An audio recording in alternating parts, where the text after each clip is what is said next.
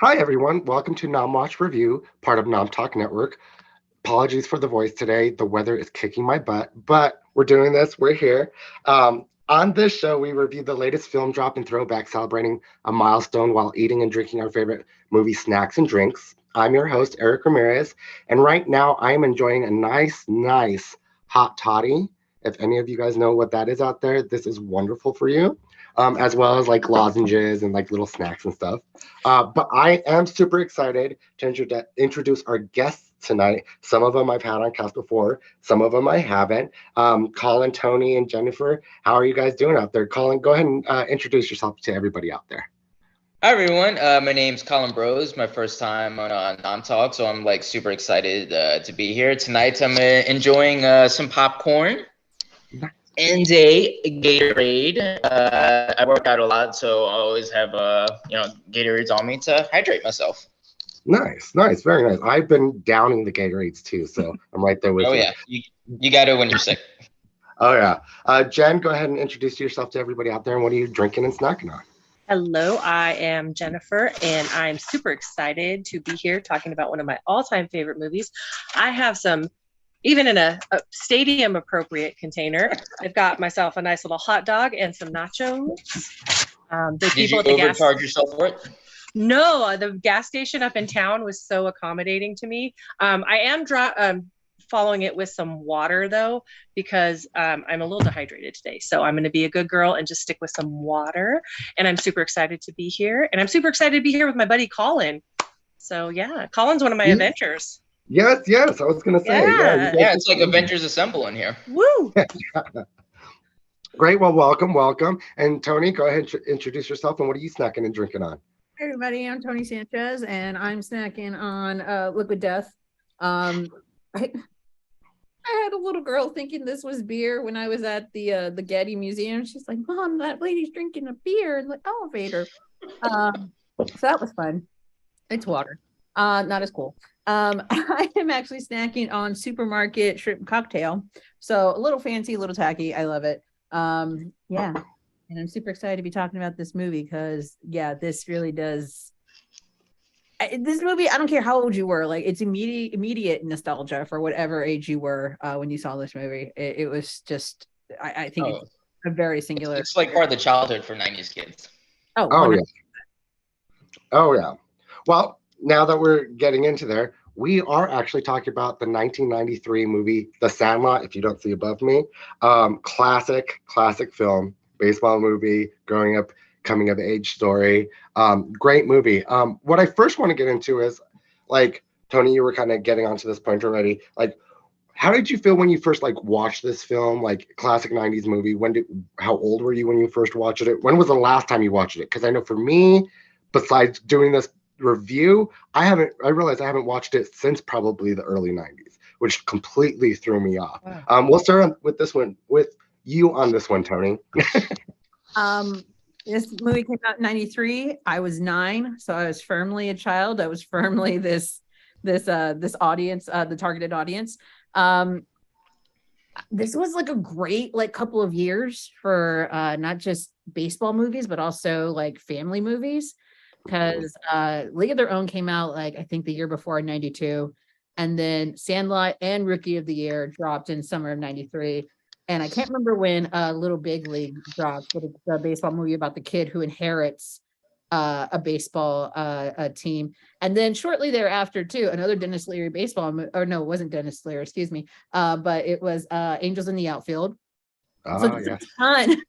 And not to mention Mighty Ducks is also happening at this time, too. So there's just a ton of sports-themed family films.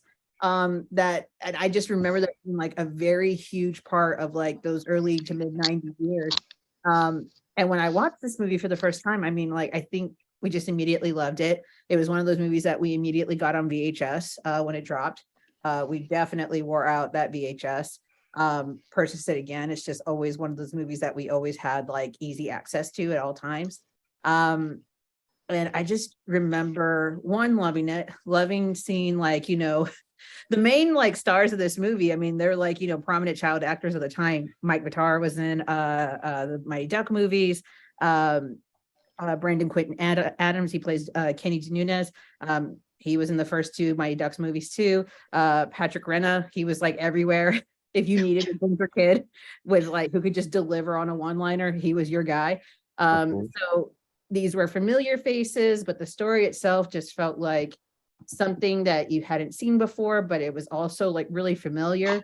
It was definitely my League of Their Own and Sandlot were like my first like being exposed to like a period film, even though we don't think about those movies in that way because we firmly place them in like sports movie categories.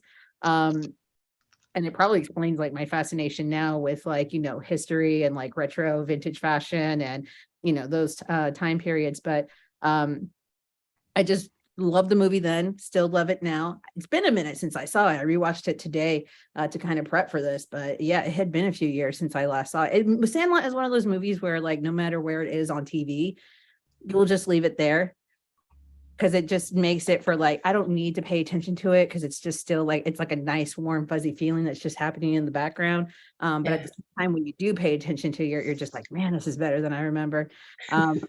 Yeah, so that was my experience with it. Oh yeah, no, definitely right there with you. Rewatching it like yesterday, everything like that. I was like, wow, I just remember just loving this movie. I don't know why it's been so long since I watched it. Plus, give me Mike Vitter. I had a huge crush on him because of Mighty Ducks and this. Like, I think everybody did at this point in our lives. So, but Jen, what did you think about? When was the first time you watched it, and like, what were your feelings and everything? Well, I was 17 when this came out, so I didn't have a crush on any of these little boys because ew. So you weren't Winnie Peppercorn then? No, I was, and I didn't end up marrying any of these little boys. No, I was a lifeguard though, oddly enough. So I went to my first baseball game when I was like weeks old. I was a baby, and I grew up watching baseball. I love baseball. I always have. And this movie just has always struck a chord with me. I saw it when it came out. When it came out on VHS, we bought it, like you said, instant buy as soon as it came out. I worked at Blockbuster, and they used to make you show the trailer video. Sometimes those trailer videos would have an accident with the scissors, and then we could watch a G or PG rated movie. And often it was The Sandlot on repeat, just over and over again when I was working. And I love this movie, and exactly what Toni said. It doesn't matter where the movie is. If it's on TV, you just start watching it. And it's an old friend. It's a warm hug. It's just a great movie that, aside from one scene that I have to mute, which I'm sure we'll get to when they go to the carnival. Other than that, it's just a wonderful movie, and I love everything about it. And even my baseball team makes a little appearance towards the beginning and the end. So, I love even that part of it. They don't play as big a part as the blue boys there, but it's all right. No, baseball is such a big part of my life. I wish I'd gotten a picture to Stephanie. There's a picture of me at like 6 months old, sitting up with a big old Giants hat, like falling off my head. Like it's just a great movie. I think the last time I watched it before today was maybe 10 years ago, maybe a little more. It was probably the first time my boyfriend watched it. It was one of those, what, you mean you haven't seen this? You're going to watch it now. So one of those things. So yeah, I love this movie. I love it. Yeah, no, great throwback. Just a great overall movie. Collin, what were your thoughts on this? How old were you when you first saw it? Like, rewatching it now, what did you think? Yeah, similar to you, Eric. Man, I first saw this when I was a kid in the 90s. I can't remember exactly how old I was, but I do have a very specific memory. The way I watched this was like I was in a PE class. I want to say it was either elementary or like middle school, and like the teacher like put it on. I think it was just, it's like one of those days where like they didn't like want to teach. So they're just like, oh, hey, watch a movie, whatever. I was like, yeah, totally, for sure. So I watched it then, man. I just remember like instantly connecting with the movie because like when you're kind of that young age and you watch a movie like that, you instantly kind of bond with just like that group of characters and you can identify with it. So going back and rewatching it tonight, man, it was like visiting like an old friend, but also like taking a trip down memory lane. And I kind of remember what it felt like to be like 10 again. And you know, like rewatching the movie too, I kind of realized how much I identified with the main character because growing up, I was like a very shy, like unathletic kid. So I totally relate to like, you know, being kind of that new like awkward kid and wanting to like bond with this group and finding this like random group of friends. Yeah, man, just God, the movie's like it's so endearing. Just going back and watching it, just like all the character moments. I love how also there's no like one big like overall plot. It's not like, oh, they have to like save the orphanage. It's gonna like be bought by like this developer, or like they have to defeat this like villain. I mean, there's like the dog, but really it's just yeah, it's just like these like series of vignettes, and it's just like kids like hanging out and having fun. I think that's what people really respond to with this movie. And I think that's something that a lot of movies have lost along the way. There's become such a drive to tell the story of like good versus evil that we forget sometimes, you know, like movies like this that shows people hanging out can really connect with audiences. Oh yeah, no, that's what my thoughts were too. This movie is just so like wholeheartedly good. There's nothing bad about it. They're not trying to make it anything. Much like you guys, I saw it when I was probably like 6, 7, because I'm a little bit later in the 80s. But saw it and just loved it. Still now I love it. But we are gonna jump into the chat first because Q, hi Q, is in there and he has some thoughts, but also he's leading us into our popcorn ratings, which we're gonna read his off first and then get into ours and discuss. But what Q has to say is 1993 is when I graduated from 8th grade. I watched it and thought, what the hell they're afraid of? Then Big Neighborhood Dog. I was like, oh. But getting the ball back was what the prized possession of the one kid and dad's whole plan in getting it back was insane. It was an insane fucking show and was hilarious. He also thinks some of the jokes were over the head and dry, but other jokes were typically kid obnoxious jokes. Like I said, it was a cult classic. His rating is 4 out of 5 popcorn buckets. We'll go ahead and start with you on this one, Jen. What is your popcorn rating of this and why? This movie is a solid 5 for me. Just the nostalgia of it. Like, if you ever need an insult, go to this movie. Patrick, his character will give you any insult you need. I was cracking up today remembering some of these. Now, some of them you maybe shouldn't actually use. I was gonna say Patrick would get canceled nowadays. Maybe. Yeah, he might get there. Not if he get canceled, but there were some of them. But I just was like, this kid is so good, and when he's the catcher, he's so good at razzing the batter, and it's just such a sweet movie, and it's just what kids should be. You know, I love the connections I've made on social media, but I remember life before social media. I remember going out and riding my bike until the sun went down. I remember going out and playing outside with my friends without a screen in front of me. And it's kind of magical, and it's different, and kids today don't always know what that's like. And this is such a beautiful picture of that. And I love the thing about they didn't keep score. They just kept the same game going. It's such a great look back on such a magical time. And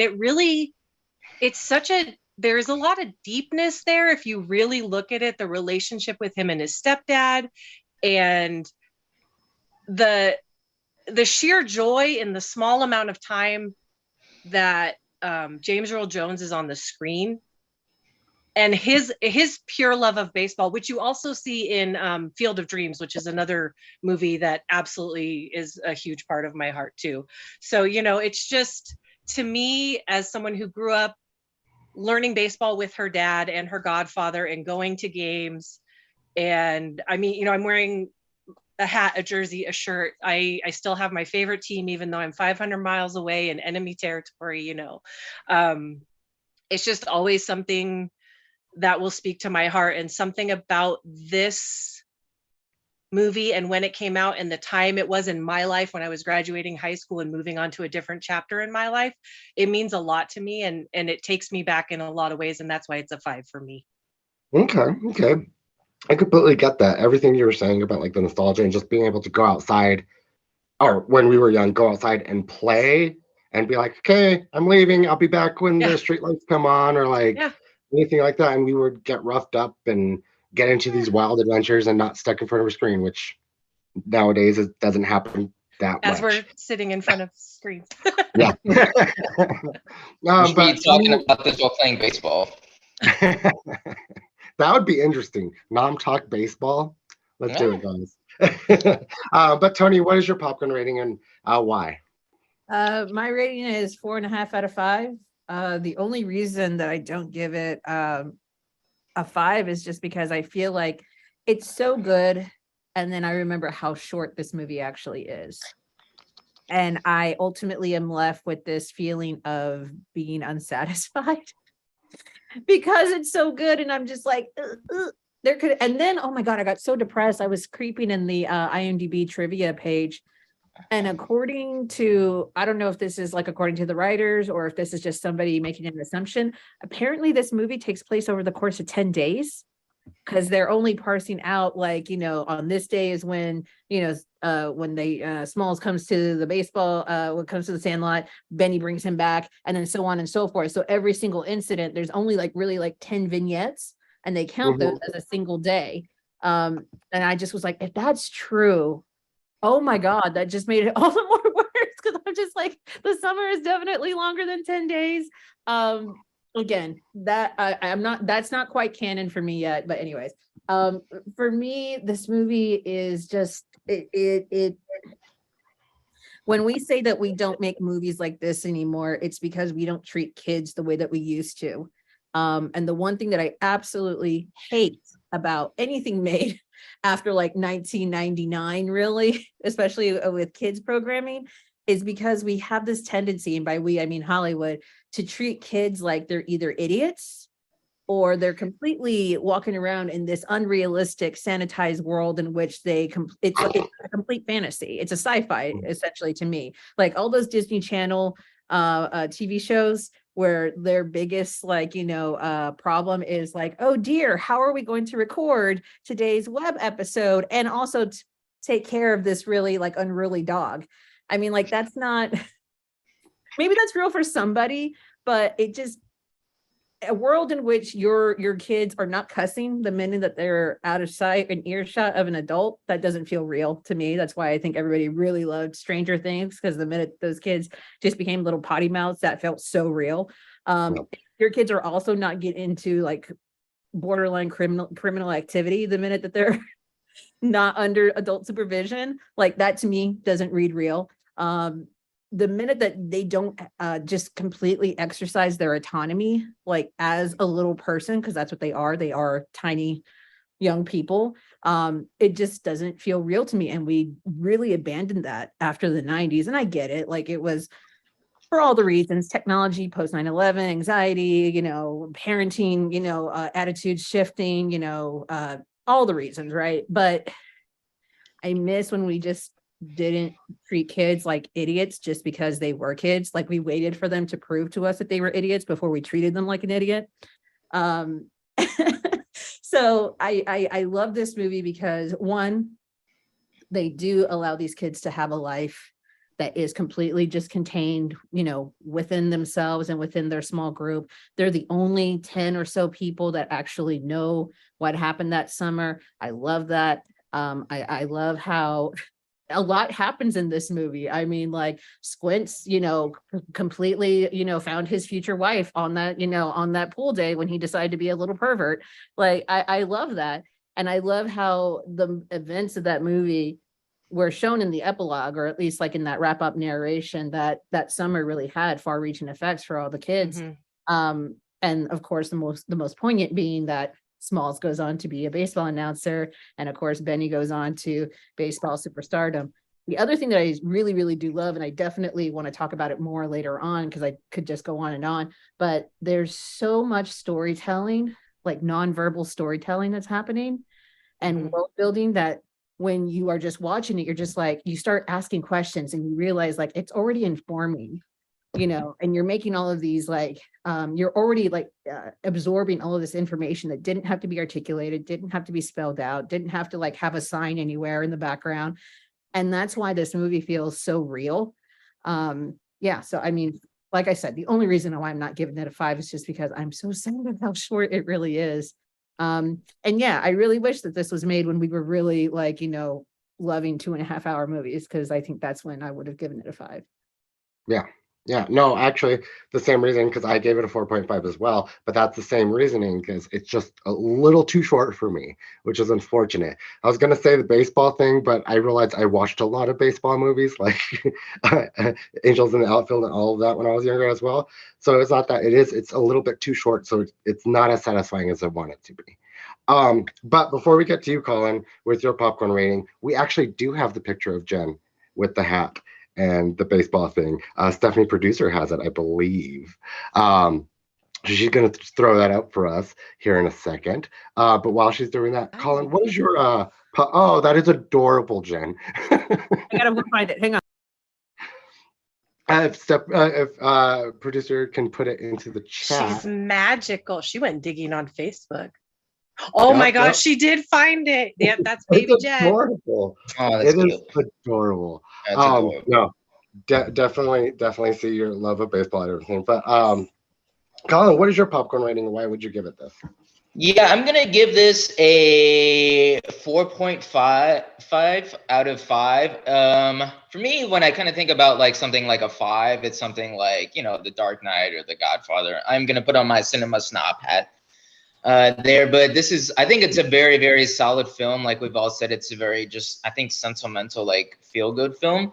On a technical level, there's nothing. The directing isn't like, it's obviously not like flashy or like visually like wow, but I think it's like pretty solid. It's pretty competent. We get some kind of close-up shots of some of the kids' faces, which I think like works really well to put you in that kind of intimate feel and kind of get to know them. The pacing works really well. I think on an acting level, these kids are like phenomenal. Like these really feel like real kids, like you would just kind of see and kind of meet around in the neighborhood. None of their acting feels like very forced or hokey. Like none of the kids annoy me. They're all endearing. Dialogue is also another standout part of this film. This is such a quotable film.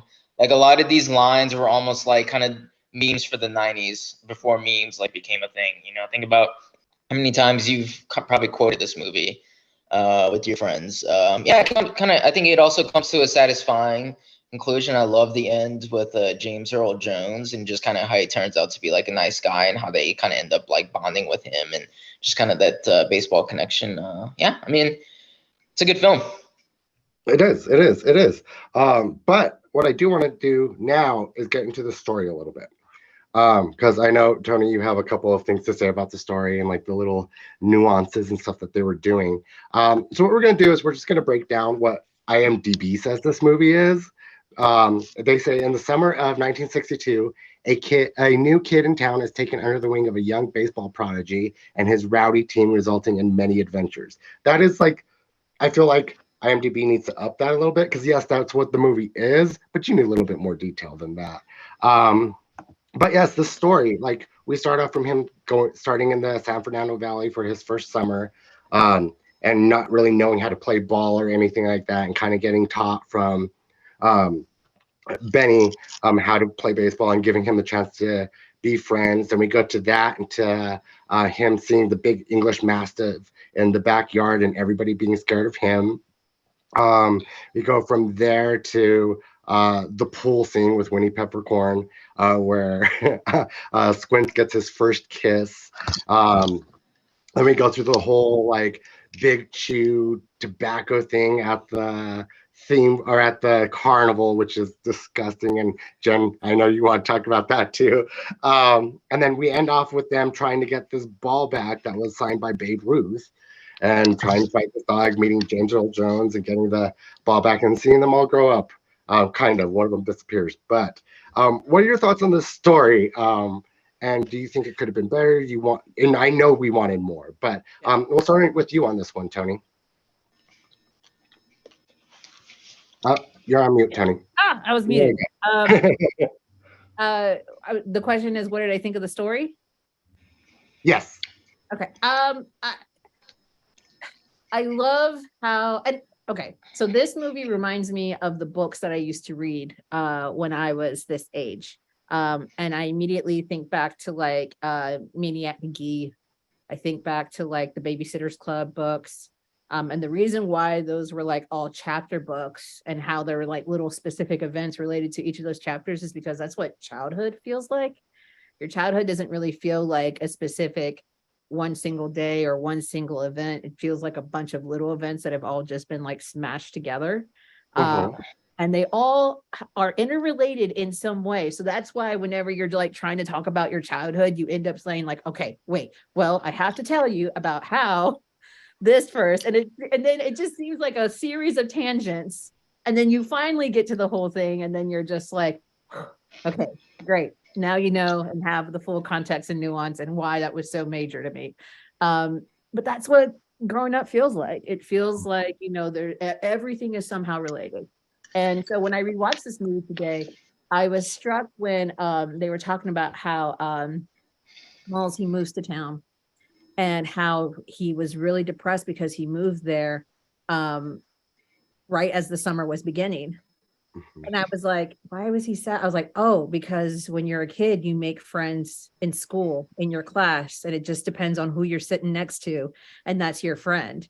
And then it comes to realize, because, you know, chances are if you go to the same school, you also live in the same neighborhood, maybe just a few blocks apart. And I'm like, oh, but he's going to have no reason to just walk up to kids that just live on his same block or a few blocks over, because that's weird. That's not proper kid etiquette. You don't do that, right? You have to like have that introduction that you make in school. So it's like stuff like that where I'm just like, oh yes, kid logic. Like you can't, there is etiquette and there are manners that you just cannot break, because then otherwise you are that weird kid and nobody wants to be the weird kid, right? So it's for me, the story, it feels real. It feels like a summer. It feels like things that are like, yeah, these are all absolutely things that happened. Because the other thing that pisses me off about, you know, other, you know, family entertainment, especially in the early millennium, it's like this situation is not like, that did not happen. There's no way in which it could ever, you know, ever could happen. And there's some stories where you're just like, that would be cool if it did. But sometimes the stories just get a little too fantastical, where it just completely breaks you out of, you know, the experience of a movie and a story. And this movie never does that. Like, this all feels like real. So even when they're, you know, that great scene where they're relaying, you know, the story of Mr. Myrtle and his dog, you know, never mind that none of the facts are at all real. Never mind the fact that even the stuff, like, they got the name of the dude right. It is Mr. Myrtle, but in Squints' story, it's some old white dude, which definitely is not James Earl Jones. And he's like, and that dog's been down there for 20 years. And I'm like, I'm pretty sure dogs don't live that long in the first place, but okay, sure, why not? And so it all, like, the storytelling in it, everything that happens within it, the reactions to the situations, it feels real. It feels earned. It feels like, yeah, that's exactly how you would act if you're a kid. You would get yourself in a situation that you can't get out of because you overestimated your own abilities. You had good reason to think that you could do that, but then it just turns out like, man, maybe we are just a bunch of kids messing with one too many vacuum cleaners, and maybe we did blow up our treehouse, and maybe now we have to go explain to mom why she doesn't have a vacuum cleaner tonight. Yeah, so I think the story is amazing. I think it's this, aside from the casting, the story is like I think the strongest part about this entire movie.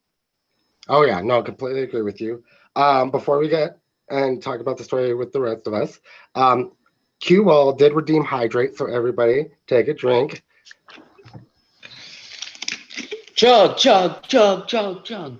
Oh, hell. And then Q also redeemed You're So Punny, but he gives it to our newest member, Collin. You have to tell us a punny joke.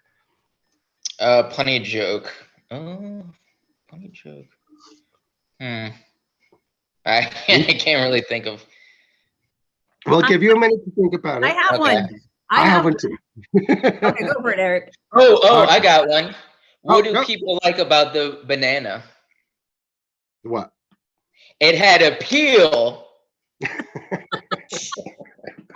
Bravo. Okay, I'll see myself out now. Bravo. It was nice talking about the movie while I could. All right, Toni, what's yours? We'll give Q a couple of extra ones today. I don't want to say it, but all right, I'll tell it. All right. Polar bear walks into a bar, walks up to the bartender and says, "I'll have a beer." Bartender goes, "What's with the big paws?" Polar bear goes, "Always had them."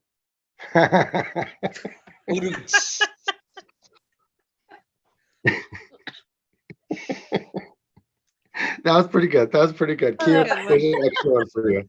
But anyway, storyline wise, going back to storyline, Jen, what did you think about the story? Like the little vignettes that they did with like the dogs and everything like that. What are your thoughts? So obviously I'm 10 plus around years older than you guys. And so my Sandlot was Stand By Me. That's a little darker, right?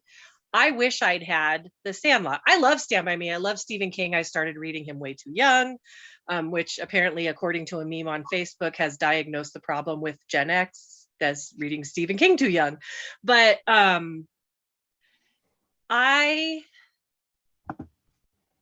love this story. A lot of what Tori says really resonates. Like, your childhood was a series of stories, and you did have to go back and, oh, wait, I have to tell you this first, or you won't have the we knew context before we knew what context was, right? Like, you had to have the backstory, you had to know about this. And oh no, the reason that scratch is on my bike was 2 weeks ago, I was going through this field with my friend Bonnie, and and it was, everything was an adventure and everything was a tale to be told, because we were outside making our own fun.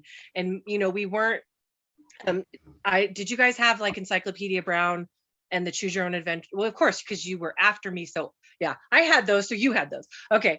I have to remember that, yeah. So no, you can't eat the hot dog. You're a cat. Go away. Charlie's like, hey, what's this? Yeah. He's like, what's this mess? Yeah. It has fallen apart, guys. The hot dog is no longer structural. I think the story is sweet, and while there are a lot of things being told to us, there's a lot that we're left to figure out for ourselves. The thing that gets me, and it made me cry, and I might cry talking about it, is for the 4th of July, when the night game, right? That's the one night of the year they can play a night game because of the fireworks. And Benny is so intent on playing. And the boy, it's almost like he is so focused on baseball. What is it about the rest of his life off of that Sandlot that makes him so focused on baseball? What is his home life like? Like, I found myself like going into this weird psychoanalyze mode, because all the other boys just stopped and were 10 years old, staring up at the sky like, oh, like, was his love for baseball, is it just that pure and deep, and like, or am I just a cynical adult assuming that home is bad and baseball is his escape, and he can't even enjoy these fireworks? Like, I was like, I'm projecting on this kid that's not even real. And but I think, and even back when I was 17, I don't remember what I first thought of the story, back then, because that was, well, as we know, it was 30 years ago when this movie came out. So but I think if you just kind of look at it as it was written, it's a sweet story about friendship that has no agenda and coming of age, because they just accepted this kid. And like you said, they didn't have that background of, hey, I sat next to you in English class, come play baseball with us. It was just like, come play baseball. I suck. I don't care. You're coming to play baseball. Here's a glove. Let's go. Hold your glove up. I'll bring the ball to you. Like, they made him fit in, because none of them fit in either. So I think it was just a really great coming of age story. It was Stand By Me with no dead bodies, but with baseball, So it was that's what it was for me. It was kind of a second Stand By Me. And I really love that friendship, that deep friendship that comes out of such a strange place. Yeah, no, right there. Like, I completely get with what you're saying. Speaking of Stand By Me, we are going to jump in the chat because somebody did bring that up. I'm going to butcher this, and I do apologize. Otakakugakuto. See, hi, Andy. I'm just going to call you O. Says, it's, sorry. It's really a foreign idea these days, kids being left to their own devices, which is true. This was a very rewatchable film in the early 90s rotation. The characters were likable, and the depiction of the era and the time was very entertaining. This was a lot lighter in tone than subject matter like Stand By Me, but still in the vein of the moment in time. And then Tinspiration says, I think we're talking about the dog once we touched base on that one. If my dog was as ugly as you, I'd shave my butt and make it walk backwards, is what he says in the movie, which is so good. Kids couldn't say that now because parents would be called. They get away with it, but like parents would be called. It's not like back in our day where we could say stuff like that. Collin, what do you think about this storyline and like these little vignettes and everything? Yeah, I really enjoyed the storyline. I think two elements that really kind of make the story strong are one, the relationship between Benny and Smalls. I just absolutely love that because Benny's like, he's obviously like this very talented like baseball player. He's like the best kid like on the Sandlot. He sees this like totally new awkward kid come along. The rest of the group is kind of writing Smalls off and doesn't really want to get involved with him. I think Benny sees that Smalls is looking for a sense of belonging, so like he invites him in. He almost becomes like a mentor figure to him, you know. As Jennifer said, he like gives him like a glove to play with. The two of them become friends. I think just kind of the friendship between the two of them specifically is kind of one of the anchors for the movie. Another one that I found really interesting that I feel like is almost kind of subtly interwoven in the movie is kind of the relationship between Smalls and his stepfather. I just found that like that dynamic is like super fascinating. I think that's almost one reason that Smalls is like so introverted and seems so disconnected from other people. There seems to be, and I love the way it's played. It's the stepfather, he's not like evil, he's not abusive, he's not like stereotypically like a one-dimensional like evil like step parent. He's just like, he's very human. He means well. He's trying to be nurturing, but he is like a little bit distant. He's caught up in his work, which is very true at the time and can still be like very true now. So you've kind of got that like dynamic going on. And Smalls is like learning to try and communicate and relate to like him. And so he's kind of using like the same baseball and for all that. So that kind of pushes that relationship along. I also like, man, just in terms of like pure fun, I love the scene of, well, just the like the whole scenes of like the dog chasing Benny.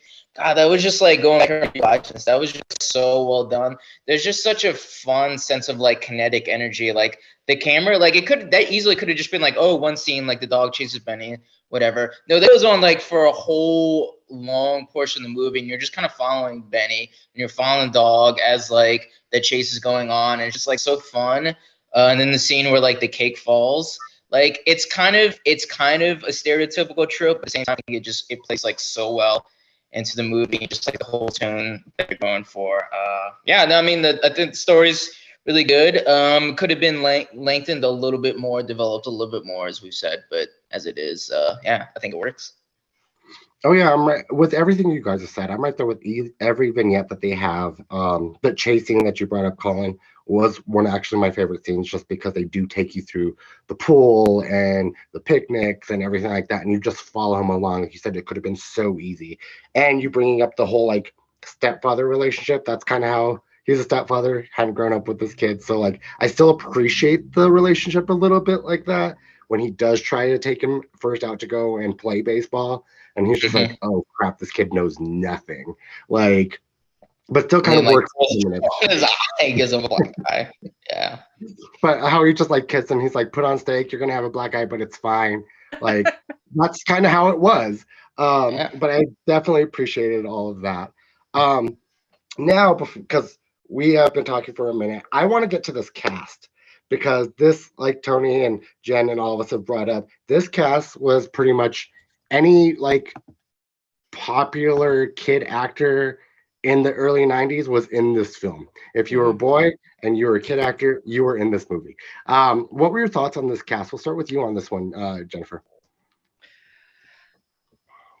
Again, I was 17, but they were, so all the little kids, because I worked at Blockbuster not long after this movie came out. all the little kids in every movie looked the same to me, to be honest. Like, I was like, oh, isn't that kid from Angels in the Outfield in this? But no, he wasn't. But Patrick Renna, I think for me, was the one who stuck out. Hamilton. I loved his snarkiness. I loved his red hair, obviously, because I was a redhead. And I think my favorite line of his, when he's being he's the catcher and he's back there and he's like, is that your sister in the outfield? She's naked. I'm gonna ask her out on a date. I was just like, you're 10. What are you doing?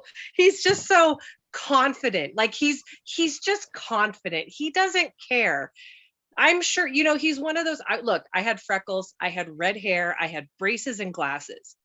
I might as well have had a target on my back when I was in 5th grade. Okay. So I know what that kid went through in school. Mm-hmm. And he didn't care. I guarantee you he didn't care. He had the most confidence. And I loved that. And I wished I was that 10-year-old. And I think that's why he's probably my favorite. I love all the little kids had their little personality quirks. And the scene that Toni brought up, or maybe one of you guys brought it up, where they're at the end, where they're kind of talking about what happens to them as they grow older and they start to disappear off the field. That scene really gets me. But it's really interesting to go back and look at them now as adults and see who's doing what. Patrick still kind of acts sometimes, and he looks exactly the same. Exactly the same. Yeah.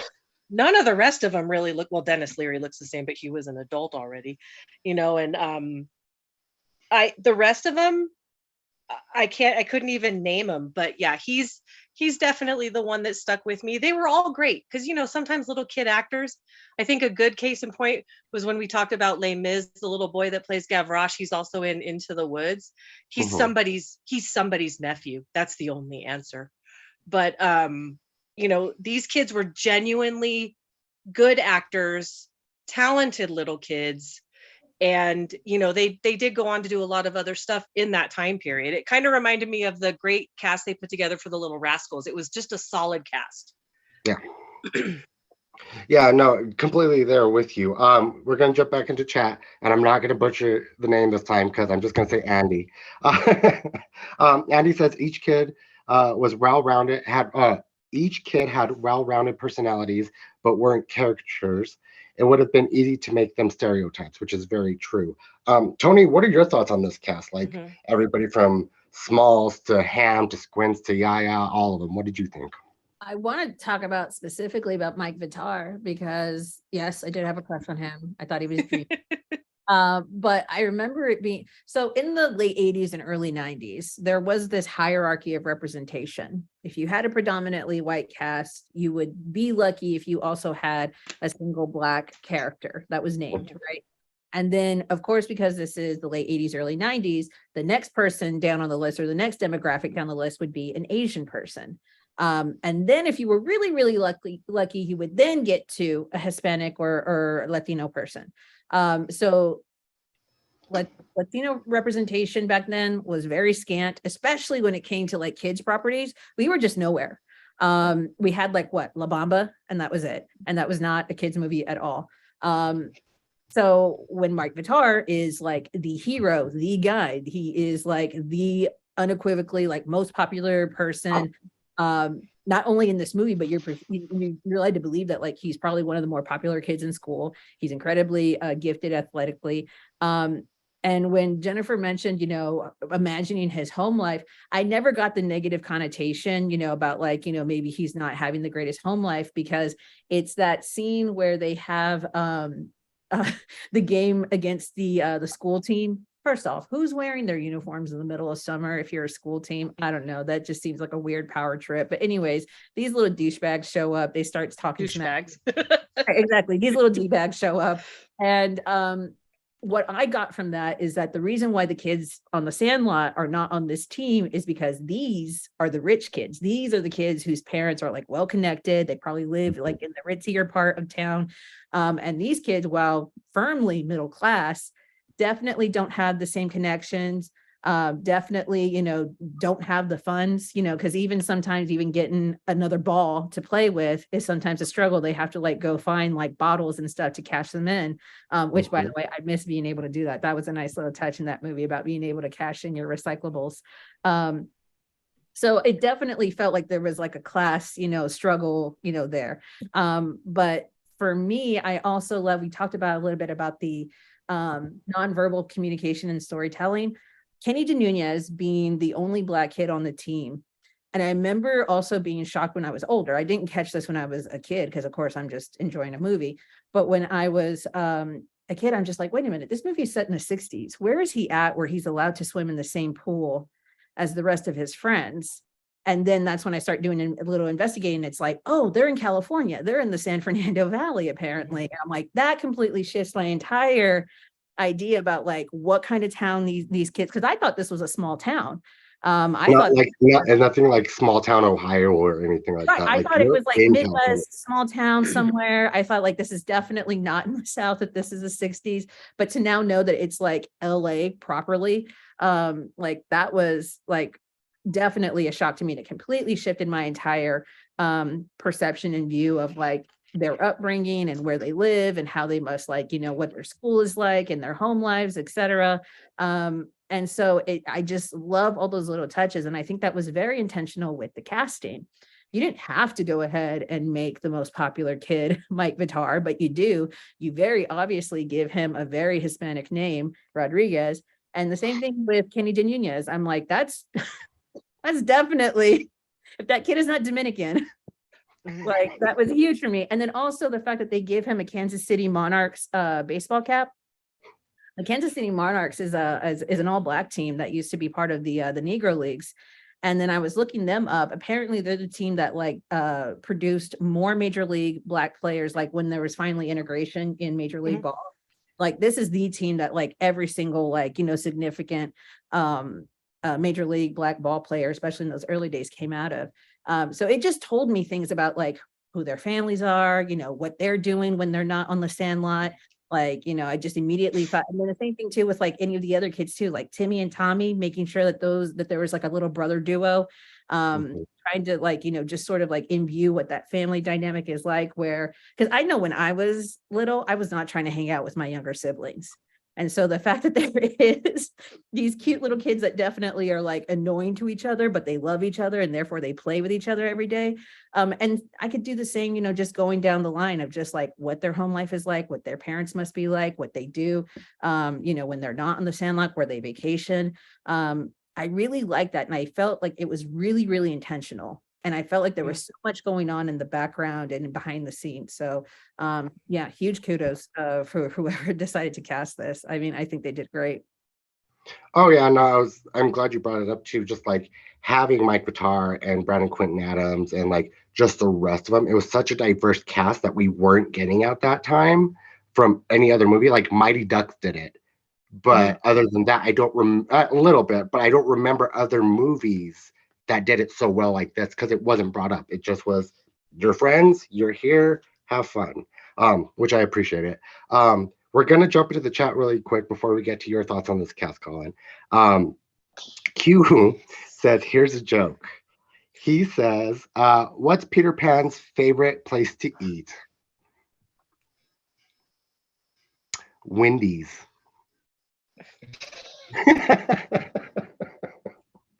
Q, that's funny. That's funny. Dirty, but funny. Collin, what are your thoughts on this cast? I gotta agree. Mike Vitar was great. Just loved him as Benny. I thought he gave one of the standout performances of this film. I want to give a shout out to Karen Allen, who played Small's mom. Just going back and rewatching this, like I forgot how good she was in this film. She's not in this film like a ton. She's in it like a little bit at the beginning, but just kind of like her interactions with Smalls and just kind of the way she comes across as kind of like just that mom from that period. I love it. Her naturalistic. It's like she's trying to push him like out his comfort zone, and she's being like a little bit assertive, but still kind of with this like caring touch that just I really really liked, and I think kind of works to like push like Smalls' kind of story dynamic. I think you played Smalls too, just great. Totally bought him as just kind of this like introverted shy kid who gradually like learns to open up. Yeah, I mean the just all the kids in this movie, it almost feels like they're not acting in a way, like they just feel like kind of like kids that you would just grow up with like when you're young, just on the street. And yeah, I enjoyed Nice. it. Yeah. No, everything about this movie I've enjoyed, from the cast to the story to the actual directing and cinematography of it. I think they did an overall really good job. Now we are getting closer to the end of this, so I do want to get your guys' final thoughts on this movie. Would you recommend this movie to anybody? Like anything else you would like to talk about? We'll start with you on this one, Collin. Oh yeah, absolutely recommend, especially if you're just kind of a '90s kid looking for like kind of a trip down memory lane, or you're just kind of having a bad day and you want to pick me up, or you kind of remember what like childhood felt like. Just man, like pop. The cinematic equivalent of hot soup when you have a cold. Yes, yes, yes. Which this was very good with, Oh because yeah. I was ill yesterday watching it. I was just like, oh, this is an easy thing to watch, which was lovely. Jen, what are your final thoughts? Would you recommend this? Do you have anything else you would like to say about this wonderful movie? Well, I can tell from how Toni viewed it compared to how I viewed it that I definitely needed the Sandlot versus Stand By Me as a young child to form my worldview. You know, I obviously the Stephen King at 11 made me cynical. No, I love this movie. I will always love this movie. God, my cat got his hair in the microphone. It is guaranteed to make me cry, but in a good way. The 4th of July scene, the end of the movie. I hate the Dodgers. I'll be frank with you. I am a Giants fan through and through, but when he steals home base, I cry like a baby because it's baseball. And if you love baseball, and you love legends no matter what. And what does Babe Ruth say? Legends never die. So, you know, I will always love everything about this movie, even a Dodger stealing home. No, yeah, no, everything about this movie is great. Toni, what are your final thoughts, and anything else you would like to say? I mean, it's a definite recommend. I in fact, I don't think I would trust an individual who would say, I don't like The Sandlot, that was a shit movie. I think that would be just an evil individual that we would just have to immediately banish from good society.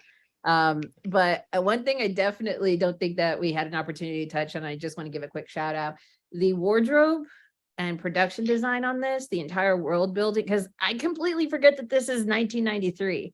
The wardrobe is iconic. The fact that, you know, I have a picture of my best friend and her husband on my mantle, and it's their Halloween costumes, and they're dressed up as Squints and Wendy. And the fact that it's just that, you know, iconic, you know, red, you know, the red swimsuit, the whistle around her neck, and some white glasses, and her hair in a ponytail. Like, it's like literally a 3-item. She literally was like, I threw it together. I had to Amazon the bathing suit, and that was it. But I threw it together. And her boyfriend literally is just like in a little raglan baseball tee with like the little horn rim glasses. I'm like, it's iconic. It's immediately recognizable. And I think we can say that about almost every single component. Every single person in that movie has some element that just immediately tells you who they are. The fact that Squint, I didn't realize this, that the hat that he was wearing, apparently it's a fishing hat. That's why there's that stupid fish on the front. And it's like really like it's made to block the sun. So that way, when you're standing out there in the sun for long periods of time, you're not just immediately like blinded by the glare off the water. Completely didn't realize that as a kid. I just thought like, man, his parents really don't love him. They got him the crappiest baseball hat ever. And I just love that, like, he does not know baseball well enough to know the difference between like a hat made for fishing versus like baseball. And I think like now recognizing it as an adult, I'm like, that blows my mind. That's such a simple wardrobe choice, just immediately tells you everything that you need to know about this kid and his upbringing and how ignorant he is of the sport of the game, basically how to even just interact with people around him. I think it's amazing. And I could just I have so many things down the line that I could just name, but yeah, strong recommend. Like, awesome movie. Yeah, no, definitely strong recommend for me. This one, I mean, the one that they did a couple of years back, not so much, but we'll talk about that a different time. But no, this one definitely recommend. Before we get and say goodbye to everybody, there is a question from the chat. What other movies from this area would you recommend for like nostalgia reasons? Go ahead, Toni. Do you have any other ones that you'd recommend? Any baseball movie from this time period is like, I think, a good 90 minutes well spent. League of Their Own, Rookie of the Year, Little Big League, Angels in the Outfield.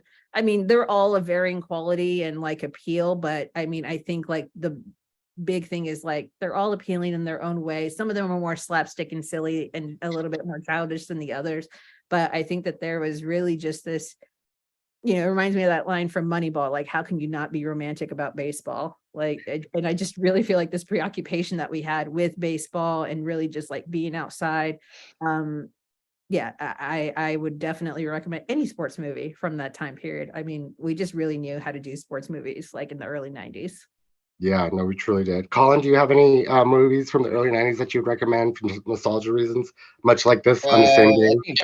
Kind of got me on the Stick By Me kick, just kind of that tale of kind of friendships and young kids coming together, Yeah. Jen, do you have any recommendations out there? I agree with all of Toni's recommendations, but I also sat and watched all 16 hours of Ken Burns baseball, so maybe I'm skewed. Also, though, a non-sports movie, though there's a little sports in it, Shawshank Redemption, always a strong 90s movie, early 90s movie. So yeah, that's definitely one I'd go with as well. Nice. My recommendation out there, which is kind of throwing it out there, even though there is baseball in it, Hook with Robin Williams. Definitely would recommend that one. But I want to thank you guys for being here with me and for this great conversation. I want to thank everybody out there for joining us as well. Like I said, we've been talking about the 1993 movie, The Sandlot. I want to shout you guys out. Go ahead and tell the people out there where they can find you. We'll start with you on this one, Toni. Yeah, you guys can find me everywhere at the Toni Sanchez, Toni with an I, Sanchez with a Z. Nice. And Jen, where can the people out there locate you? You can find me under 5 feet of snow. No, the snow's all gone. You can find me on Instagram, and I can be found at do_as_Peggy says, and you can find my cosplay service group, the West Coast Avengers, at California Avengers on Instagram. Nice. And Collin, I definitely want to thank you for being here. This is your first one. You definitely did very well. Where can everybody out there find you online? You can find me on Instagram at WalterBR42. Nice. Like I said, thank you guys all for tuning in, and be sure to join our Discord to keep this conversation going, as well as subscribing to our platforms at Nom Talk Network. I'm your host, Erric Ramirez, but tune into our next show, which is Wednesday, which we will be talking about Renfield, which I'm excited about.